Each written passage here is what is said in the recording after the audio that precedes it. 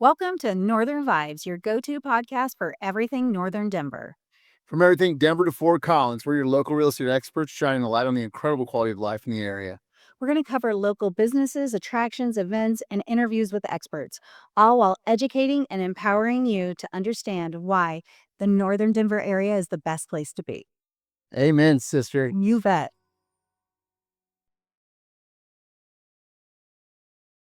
Welcome to Northern Vibes, your podcast for all things Northern Denver. My name is Ann Wymore with Navigate Realty, and my co-host is Wilson Miller with Source Mortgage Group. And today we're interviewing Emily Stromquist with Food for Hope. And Emily and her wonderful community outreach. Emily, can you tell us a little bit about Food for Hope so we can really start there and then kind of go deeper? Yeah. Hi, thanks for having me. Really appreciate it. Yeah, Food for Hope is celebrating our 10th year of helping children in need in Northern Denver. We really started because we realized that not only are children helpless to their circumstances, but they need nutrition and support to be able to grow and thrive and succeed and become, adults who give back to our community. And so it's a full circle thing. And so our organization, through food pantries inside schools and weekend food bags and snacks, we make sure kids have the food that they need if they're experiencing food insecurity. Well, Wilson, I want to tell you a little bit about how I know Emily. It's honestly a personal thing for me. So it's kind of crazy because Food for Hope has actually been around almost as long as I have been a realtor. So Emily and I went to the same church for a long time together, and our church started a Feed the 5,000. And so what they did was for Thanksgiving, they took meals into the school and they had carnivals and stuff like that. And I think that really brought forth a huge awakening in how many kiddos weren't eating and how many times schools were their only source of meals. And it was pretty, I don't know, it's honestly a little bit sad. Like you go in thinking you're going to do one event, and it just really opened up a lot of people's eyes to the need that we have in our community to help those kiddos out. So I met Emily because I was one of the volunteers that helped take food into the schools on, I think it was just Friday mornings. And we had a couple schools, and all the food would be bagged up, and then you would just go pick it up and then drop it off at the schools for the schools then to pass it out. So for me, it has been close to my heart for 10 years, just seeing like going into those schools and dropping off food as simple as like, I know when I was doing it, one of the meals that struck me as crazy was it was just like a couple boxes of spaghetti noodles, I think it was fruits and vegetables, spaghetti with the sauce, maybe a box of cereal, different things like that. So Emily, how have you guys like grown, and how has that matured since, the very, very early days? Yeah, I love that you bring that up because those were fun times doing the carnivals in the schools. And it was crazy how it started because I think initially the church's objective was just to bring joy to the families and serve them through these carnivals. And then they started providing meal boxes and they realized, oh, wait, people are showing up for the food, not necessarily for the carnival as much, Yeah. right? So that when we really decided like, hey, let's address that. And so yeah, so we started out with the weekend bags, like you mentioned, where we still do that. We hand out about 700 to 800 weekend bags a week. Wow. To where, yeah, because it's just an easy way to an easy resource for the schools. And then they can have a list of families that need them and make sure the kids get them each week. But we wanted to do more because the importance of food in terms of your soul health too is like getting the food that's culturally meaningful to you, being able to get the food that meets the health needs of your specific family. And so to do that, we partner with the school districts to create food pantries. And that way it's more of like a shopping experience.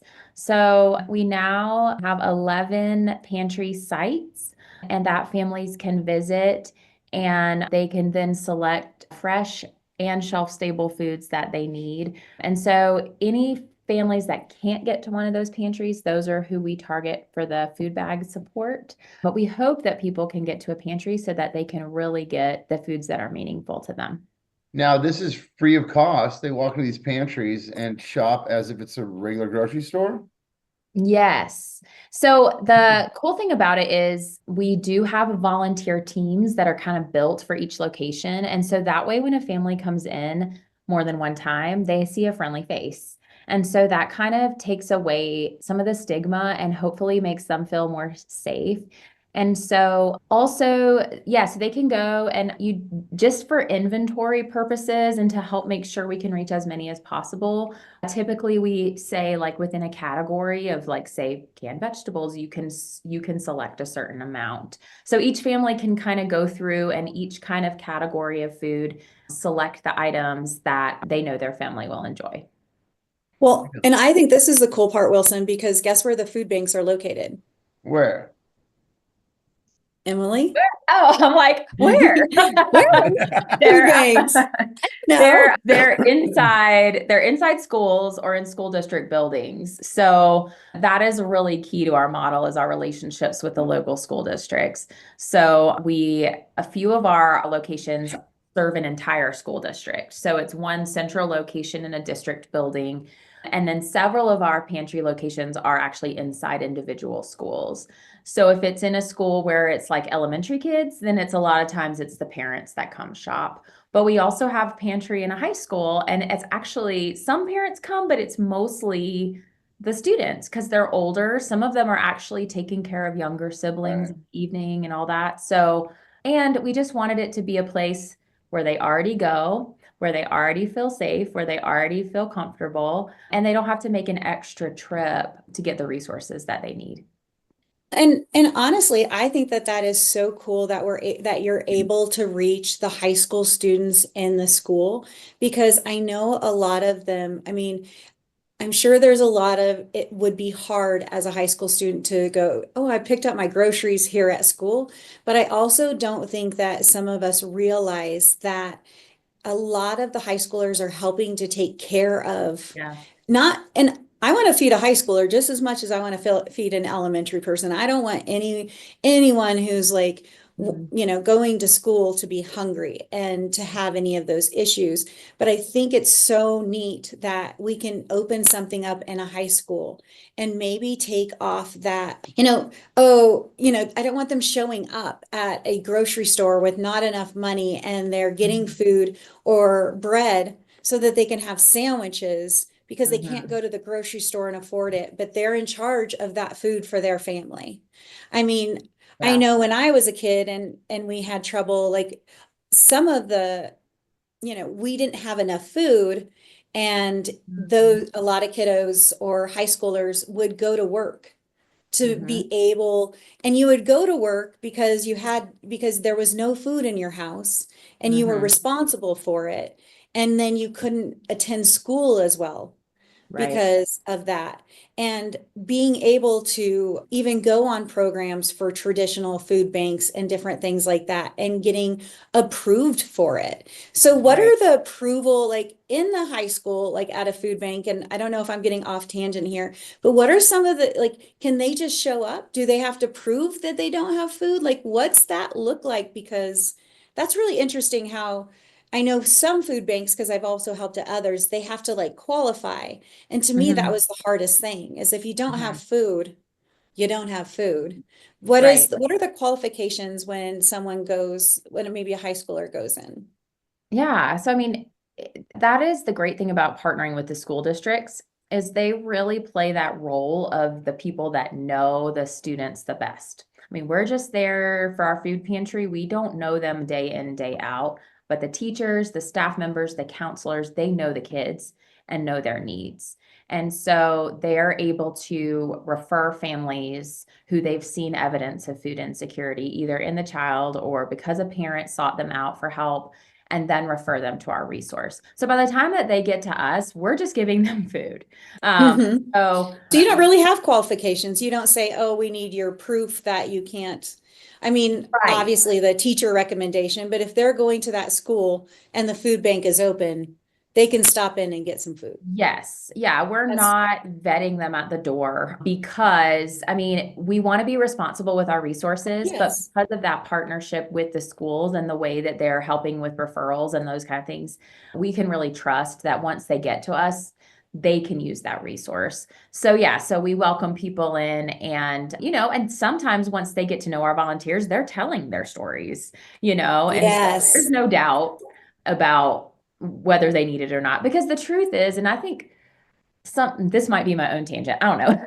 But I think sometimes We love people, tangents. yeah, sometimes people think, hey, you offer this free thing, it's going to get taken advantage of. And yes, that does happen. I'm not going to lie. In our world, obviously that happens. However, I've been doing this for a decade now. And what I've seen in our community and what I've seen in our families is if they can provide for themselves and their children, they want to.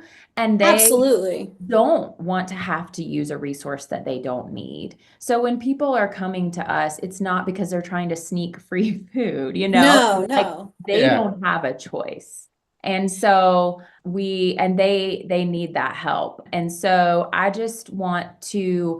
we just try to help them have dignity in a hard situation and say, hey, like this is hard, but that's okay. Like come in and, get the things that your family wants. That's why we really try hard we put a lot of thought into what we put on the shelf. We aren't Oh, like yeah, I'm sure. throwing, sometimes people want to donate things that are super old or that like nobody wants. And, that's not the message that we want families to receive when they come into our pantries. And so of course, it requires more funding. It requires more time and intentionality, but we believe overall that's worth it.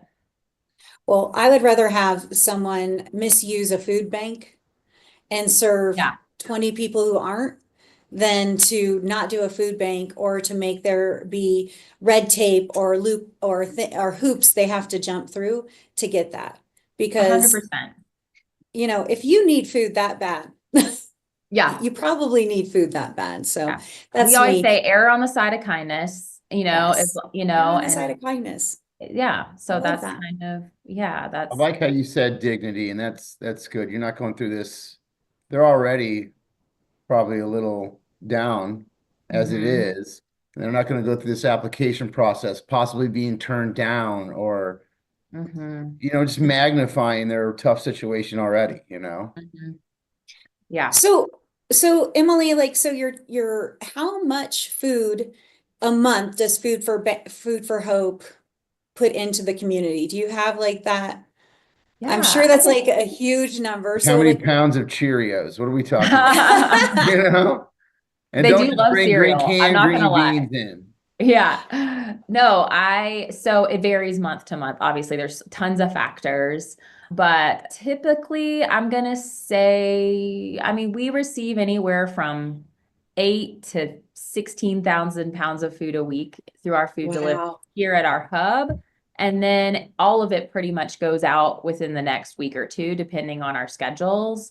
So what is that? I don't know, quick math, but like roughly 40 to 50,000 pounds of food a month going out through pantries and the weekend food bags. We also have a few special projects on the side we do for unhoused families and newcomer families from other countries and things like that too. So, I mean, is this just food donation, financial donations, fundraisers? Is that the gist of it? I want the nuts and bolts of this. The Like, nuts and bolts. you have a drop-off center somebody, are most people bringing food itself, or are they just bringing money? Or is a big brunt of the funding through fundraisers?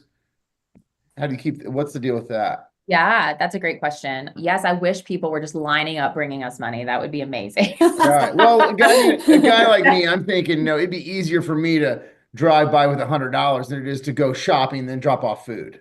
Yeah, obviously we welcome both. Some people want that hands-on feel of going, I want to go buy the cereal or whatever that item might be. We do share with folks that because of our tax exempt status, because we buy everything in such bulk and we have relationships with suppliers, we can take your $5 and buy a lot more than you can buy at King Soopers with that same There you go. $5.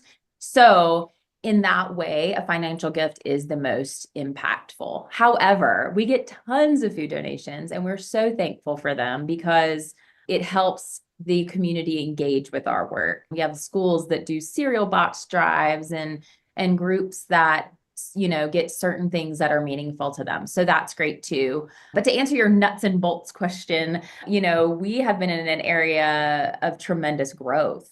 It's kind of wild. We've never had a wait list before this year, but Oh, and it kills me. I hate the wait list. I know. Anne already has heard about it because I'm like telling everybody, help us get people off this I list. know. But I think, the model of the pantries is working and it's showing as effective way to help these families. And so now more schools and more locations want their own pantries, as well as there are some schools that want food bags or our snack program. And so what we're trying to do is, but we don't want to take on a new location or take someone off the wait list until we know we can serve that need indefinitely. And so to do that, when you're talking about moving thousands of pounds of food, you got to have space, you got to have people, you've got to have the infrastructure in place to do it responsibly. So we moved into a new building in August. It's our first time ever being under our own leased space. We've always been kind of inside a church and borrowed space, but we just outgrew that feasibly working. So we are working right now to raise funds so that we can, bolster where we're at now, make sure we can pay our rent so that we can store the food that we need, so that we can distribute the food that we need. And more importantly, so that we can start pulling those schools off the wait list as we're able to fund new locations. So I think we really rely on community grants and local companies and businesses to do corporate partnerships with us and give, as well as just individuals who feel passionate about this mission and are willing to come alongside us. I mean, everything from a monthly $20 gift all the way up to like a corporate partnership of $50,000 a year or more. I mean, there's opportunities for all those things and they all make a huge impact. That's cool. I used to do event planning a long time ago, and one of my Cool. we did lots of nonprofit events, your big fundraisers, galas, whatever. Yeah. A couple of those a year just to keep the staffing and the infrastructure and pay the leases and stuff like that. Right. I didn't know if you did something like that too. Well, you're right. I forgot to say that. Yeah. So actually we do kind of one big event a year. We do some smaller things. This Okay. year we're kind of going off the rails a little bit. We're like, let's do something different. It's fun to dress up and go to a gala and support a great cause. But this year since we're celebrating 10 years, we're like, let's throw a birthday party and let's make it fun and accessible. And so we are on May 1st, we're actually having our Decade of Hope birthday bash. It's going to be in Brighton and Where's it at? Where's it at? Going to be at the Brighton Armory.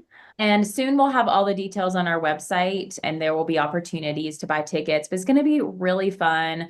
I think it's just going to have a more laid back atmosphere, but also opportunity to win prizes, to play fundraising games, food trucks. And my development director, she knows all the food trucks. So we're going to have all the best food and Anne knows. And so anyway, it's going to be really fun.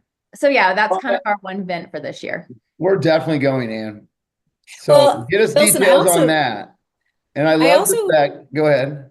I also want you to know, Wilson, is that like Food for Hope is so big for my heart. I've been trying to do, and now that I have my own space, a lot like Emily, it is so hard on my heart that for sure every year I'm doing a fundraiser just for Food for Hope.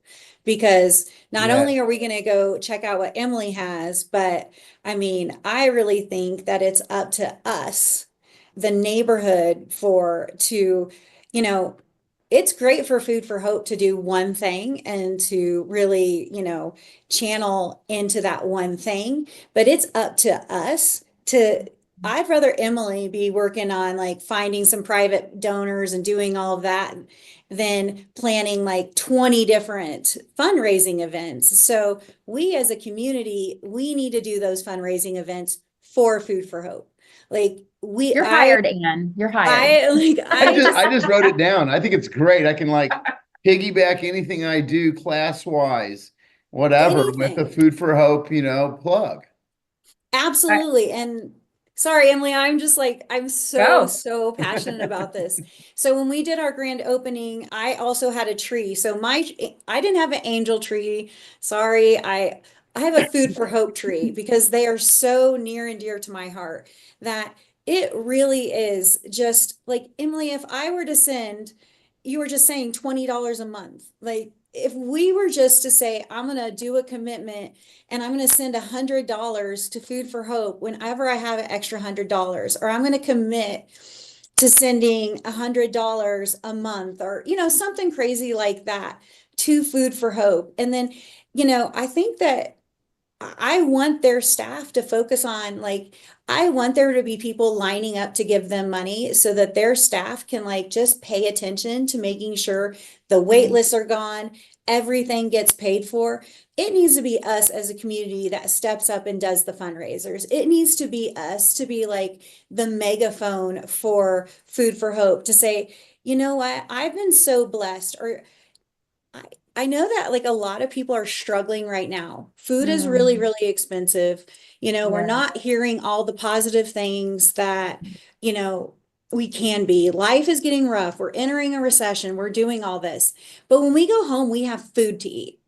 Hmm. And $50, $100, just when you go home, if you look in your cabinets and you have food, then write a freaking check to Food for Hope for 50 Amen. bucks and send it in. You don't have to do anything grand. It doesn't have to be big. It doesn't have to be anything, but let's just be thankful for what we have and let's pass that on. Because the only way we're going to get through rough times, the only way that you can see sun when it's dark is if you look for it. That's right.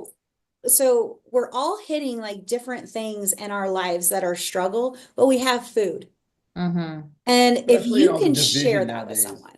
You Sorry, know, that's I did. I kind of am just so majorly she's passionate, grateful, folks. She's passionate. Passionate. passionate. And you know what, you're right. And I think that sometimes, well, for instance, Food for Hope is a hyper local organization, right? So right now, all of the school districts that we serve are in Adams County. And so, I think every nonprofit out there works hard, all the respect. But when you give money to Yes. the Red Cross, you're not necessarily sure what community that ends up in. But if you're here in the North Metro Denver area and donate to a local organization, you know that you're investing in the future of this community and the future of the people that live here. And so that's what we always encourage people to invest back into their own community. And I think a misconception sometimes is that they are experiencing food insecurity because of some sort of bad decision they made or because they're mismanaging their money or something. And I'm sure there is a portion of those people out there, but the vast majority of the families we see, both parents are working hard and maybe they make just enough to not qualify for food stamps, but Yep. still not enough to feed their children. Or it's people who they are working, but then someone gets cancer or someone gets an illness and now all of a sudden they lose half their income. And so there are grandchildren that are being cared for by grandparents, and so these grandparents are living off their retirement and they are now raising children. So anyway, all that to say, there's so many families that need this type of assistance that they just need a hand up to get to the situation where maybe they don't need it anymore. Well, I So love that. I'm going to start posting this stuff. I'm going to need some links for donations, because I Happy to like give them. that earlier you saying it makes sense. Excuse me, guys. I'm a little under the weather today. But cash donations can be used more efficiently by you guys, knowing what you need, knowing you have the partnerships to maximize that dollar, right? That's right. Yeah. So, I mean, I would love some cash donations, turning that office into a drop-off spot, Hmm. absolutely. keeping that highlighted. I think that's great. I would love to push that out there.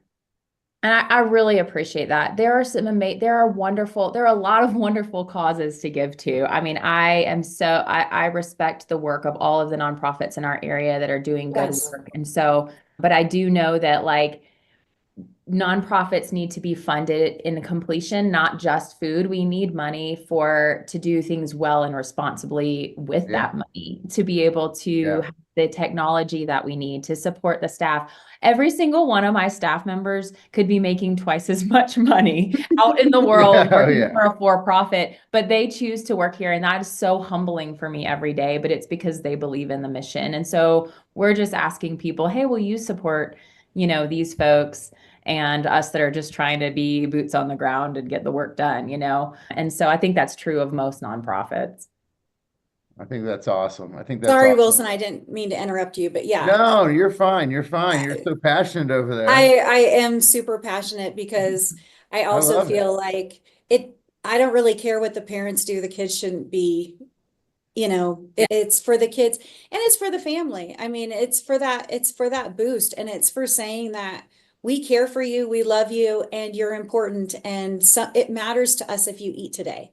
And it Yeah. doesn't matter if it's for a 5-year-old, a 14-year-old, an 18-year-old, or them taking it home to their parents who are struggling to put food on the table and someone has given this money. So Yeah.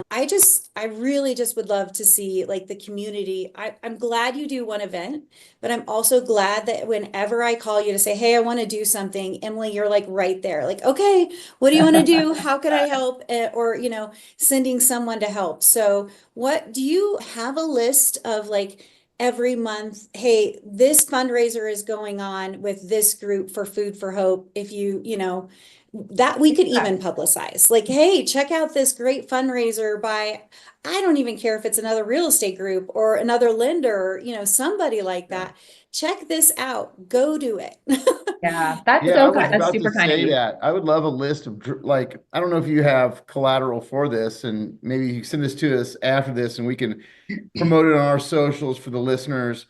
But drop off locations, payment link, donation links, any flyers Absolutely. or marketing collateral you have for your events. I would love to just create more content around more nonprofits in Yeah. general, and not so much Absolutely. just beating people to death with real estate here. We got to Real help out the estate's community a important little bit. too. Yeah. Yeah. No, No. not as and also I think people need to, I mean, honestly, I will have to say to you, one of the things that I've done, and I think Emily appreciates it, but what I want to like challenge any business owner, any like if you're a coach for a sports team or anything like that, if you have a pickleball group Yeah. and if you have an idea or a concept or you have something and you're like, you know what? I could easily put together a pickleball tournament to support Food for Hope at my local park. Right. Do it. Yeah, there's You lots know? of creative ideas. Yeah. And I was gonna say too, in regard to events, like, socials, like we're on Facebook and Instagram and LinkedIn. And so a lot of times when we have fundraising events, like for instance, this Friday, there's a Thai restaurant in Westminster that if you go and tell them Food for Hope, then they're gonna give us a percentage of that food. Okay, well, we need that. We need that. Yeah, We definitely yeah. So need that. it's and the other place is on our website on the events page. Anytime we have any type of fundraiser going on, that's going to be there as well. So we're at Food for Hope CO on Facebook and Instagram, and everything goes there. So that's just a great way if people want to follow along and just know what we have going on, programs, but also fundraising too. Well, we're definitely going to start checking that out every week and throwing something out on social media to support you guys because that's just one small thing we can do. If I myself personally just went on my Facebook group and I shared that link that you guys have, like who's going to eat Thai food this weekend, who's going to go out this weekend, like that is something so great that we all can do as a community that doesn't cost anything, but just takes minutes to post. Right. And actually that brings up, I mean, that's a great point. I mean, financial donations are key. But a free thing that everyone can do is use their voice, you know? And I Yes. think that use your socials, use your networks, you know, and advocate for the cause that you believe in. And if you believe in that children should have food, then, you know, share what Food for Hope is doing. And that is, like you said, it's such an easy way that sometimes people, oh, I don't want to step on someone's toes, or I don't want someone to feel pressure. Well, you don't have to pressure them, but you can just share and talk about what we do. Hey, if you're hungry, go eat here. Yeah, that's Yeah, right. How at the very least, you're just, maximizing more exposure to the Yeah, program, it's and a word of that's a must. I'm definitely all over that. I've written it down. I've got events planned already in the last 5 seconds. I need graphics. I need links. I'll be all the things. We'll following get you and everything you need. I love the yeah, event I brain. love that. I love that. Well, and Emily, I just want to thank you so much for being a continual support in our community. I want everyone to know that their new location is in Westminster, attached to Satire Brewing Company. We'll definitely Mhm. make sure that we have all those links and everything below. It'll also be on our Facebook page, it'll be everywhere. And I would love to challenge anyone, if anyone out there right now, and I'm saying this from my heart, if you are thinking about doing a fundraiser for Food for Hope, I will put in $100 of my own money to get you Mm. started on any of the printing, the marketing, anything like that. You reach out to me and you say, "Hey, Ann, I'm doing a fundraiser for Food for Hope, and it's going to take a little bit of money to get it started." You reach out to me, I will give you money to help you start that fundraiser, because it is amazing just what one fundraiser, what one person hearing what someone else is doing just creates like this wave. It will Yeah, create a absolutely. wave. When someone Absolutely. sees someone else doing it going, "Well, I can do that. Why haven't Hmm. I thought of that?" So It's contagious.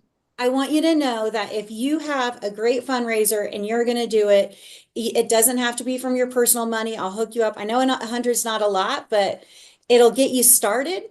And then that way we can take that 100 and make it into 1,000. We can make it into 2,000. We could do whatever we can. And it just takes one person to change someone else's life. And And I Emily, will say, you've changed sorry. so many lives. You've changed Well, so many lives. So that thank is you. really kind of you to say. I feel like we've had amazing people on the team, on our board all along the way, and we've done it together. And I remember just the power you were saying, well, $100 is not a lot, but you know, I was around when we had $0 in our bank account, and I remember the first time someone donated a check to Food for Hope, and I literally fell on my knees. I couldn't believe that someone I didn't know would send a check. I think it was like $300.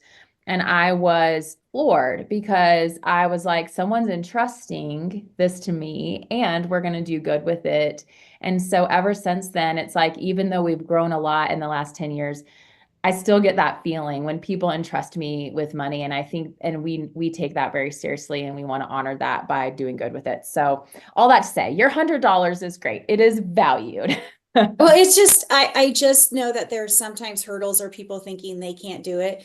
And I just want everyone out there to know that it's one person can create a fundraiser, and a fundraiser could be going around like printing off like, "Hey, this is what Food for Hope does. Here is the link," and door knocking to their neighbors and saying, "Hey, did you know in our community there's people with food insecurity? I'm giving Mhm, $20. Can you?" And then absolutely. just leave it. That's a Yeah. fundraiser, people. That's a Yeah. fundraiser. Yeah, and you were just saying people in our community. I forgot I was going to share because I looked up just to make sure I had the most recent numbers. And actually, in Adams County, so that's kind of the area that we're in, 1 in 5 kids are experiencing food insecurity in some way. And that's kind of surprising to people. So if you think about your child's classroom having 25 kids, that means likely there's 5 kids in there that are going to go home from school and they don't know if dinner is going to be on the table or not that night. And that's too many. That's Um, too Well, and many. it's probably yeah, more than that. That's what it you could can be. track. It's probably more like 10. You I never would know. You're assume. right. You're right. I mean, I would assume it's more than what we can track. Yeah. Whether they have food or not is the proper food. Are they actually, is it even being cooked? I don't know. Yeah, I would That's so assume it's more true. than that. Yeah. Well, Emily, again, thank you so, so much. I promise we're going to post everything that you have going on. We're going to look forward to your birthday bash. Wilson and I will totally be there. Definitely be Yes. there. Love I need to it. get that on the calendar so I can fly back for that.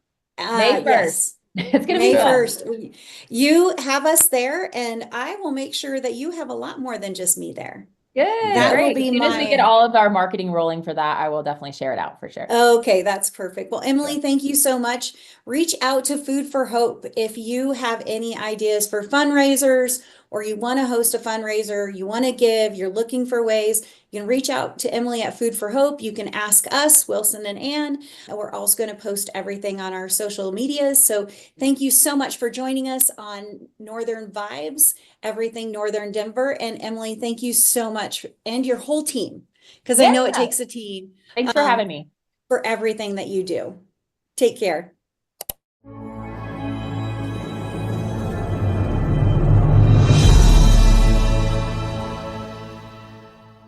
Thanks for listening. This is Ann Wymore with Navigate Realty. And if you missed important information from this episode, check us out on Facebook at Northern Vibes Colorado.